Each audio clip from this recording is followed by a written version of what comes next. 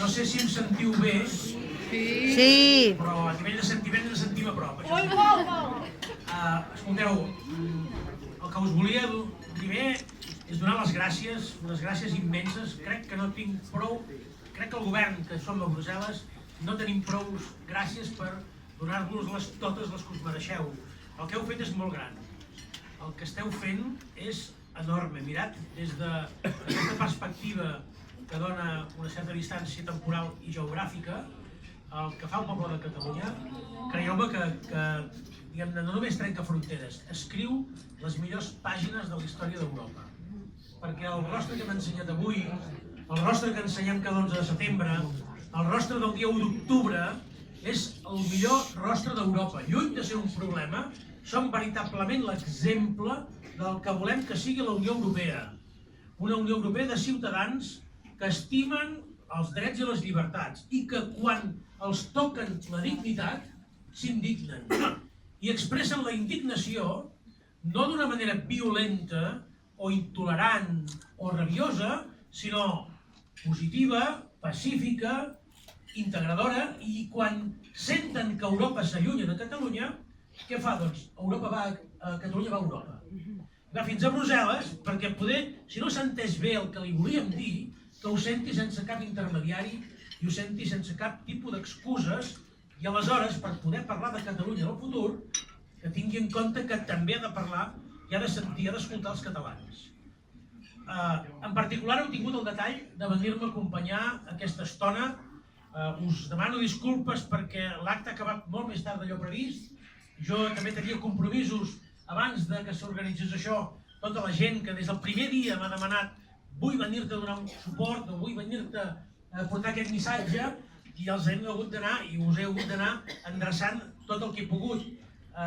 I ara continuarem aquí el temps que faci falta i que pugueu, alguns sé que heu de marxar, heu d'agafar un avió, heu d'agafar un autocar, per tant farem les fotos que calgui, que ningú es quedarà sense cap fotografia.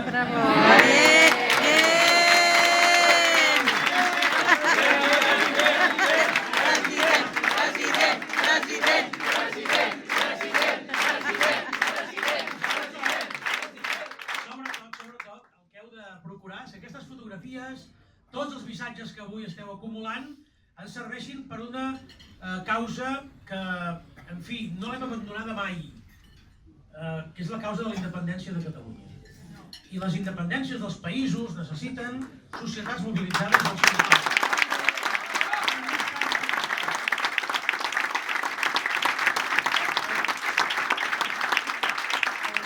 El 155 el poden fer per decret. Les mesures retalladores les poden fer per decret. Però hi ha coses que o tens el poble al darrere o no valen, i per això el 155 no val. I això és el que em diu el dia 21 de desembre.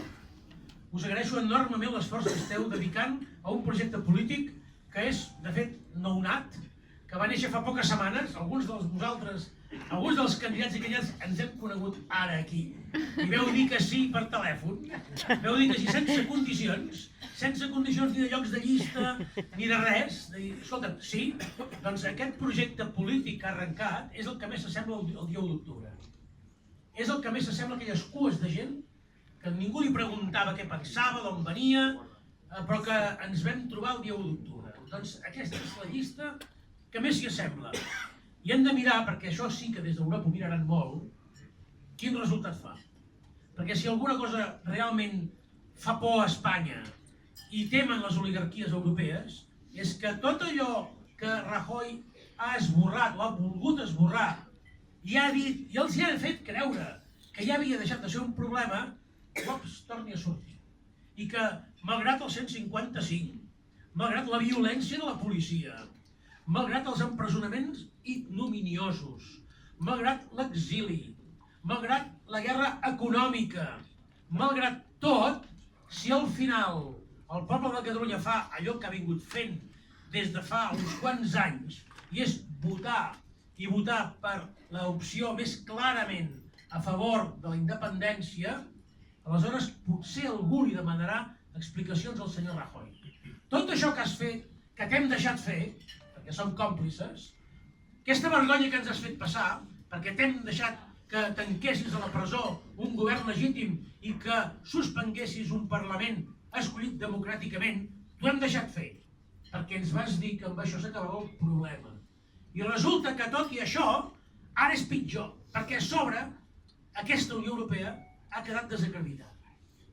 I a més, tenim la gent més mobilitzada que mai i ens han arribat fins a Brussel·les. Ja els han pogut veure des del seu despatx. No han hagut de llegir.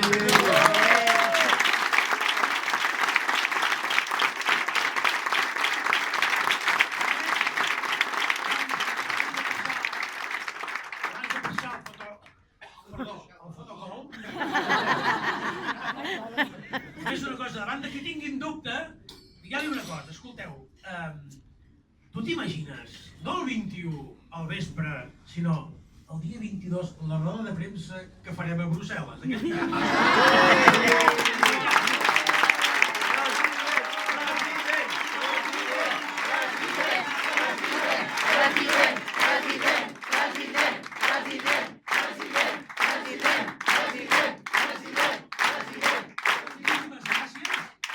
Visca Catalunya!